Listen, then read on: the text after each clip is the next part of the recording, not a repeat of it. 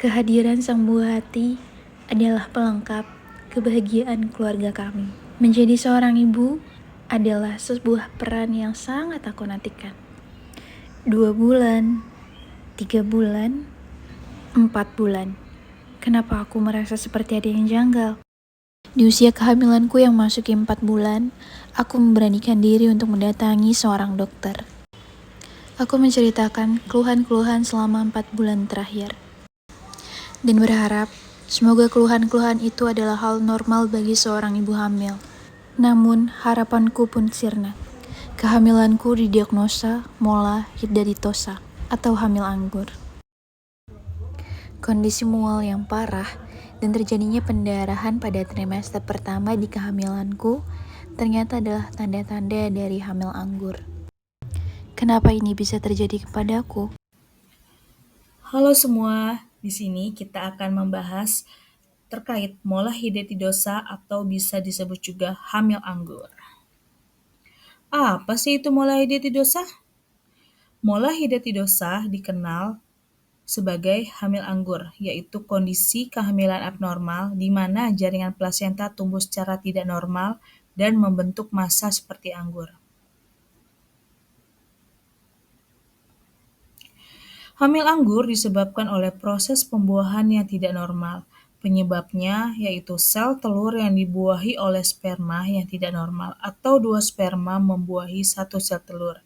Hal ini dapat menyebabkan kelainan kromosom dan pertumbuhan plasenta yang tidak normal, sehingga tidak terbentuk janin yang sehat.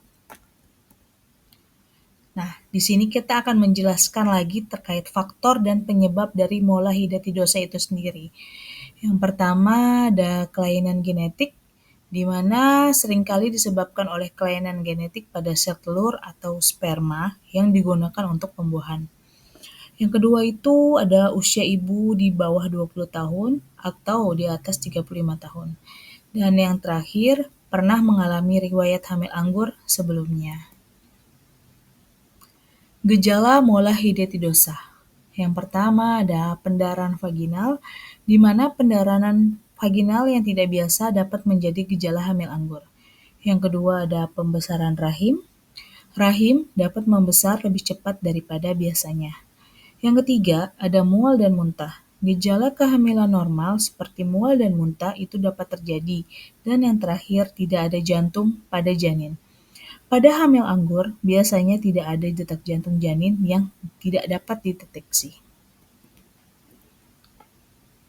Untuk penanganan mola hidatidosa tersendiri itu, yang pertama ada dilatasi dan koritasi, lalu ada histerektomi dan pemantauan HCG. Pada penanganan mola hidatidosa, pengangkatan jaringan abnormal. Penanganan hamil anggur biasanya melibatkan pengangkatan jaringan abnormal melalui prosedur operasi. Lalu pemantauan setelah pengangkatan jaringan abnormal itu sendiri, pasien perlu dipantau untuk memastikan bahwa tidak ada jaringan abnormal yang tersisa. Pemeriksaan untuk mendeteksi mola hidatidosa itu ada 2. Yang pertama, USG. Pemeriksaan USG dapat membantu mendeteksi hamil anggur dengan menunjukkan gambaran khas jaringan plasenta yang abnormal.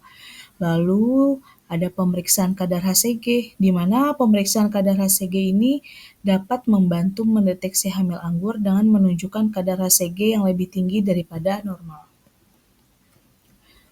Dan terakhir kita akan membahas terkait pencegahan mola hidatidosa. Yang pertama, mengkonsumsi makanan kaya protein dan rendah lemak. Yang kedua, membatasi asupan kafein dan alkohol. Yang ketiga itu rajin berolahraga secara teratur, lalu mengkonsumsi vitamin dan asam folat. Dan yang terakhir, tentunya dapat menjaga berat badan. Oke, sekian pembahasan kita pada hari ini. Terima kasih.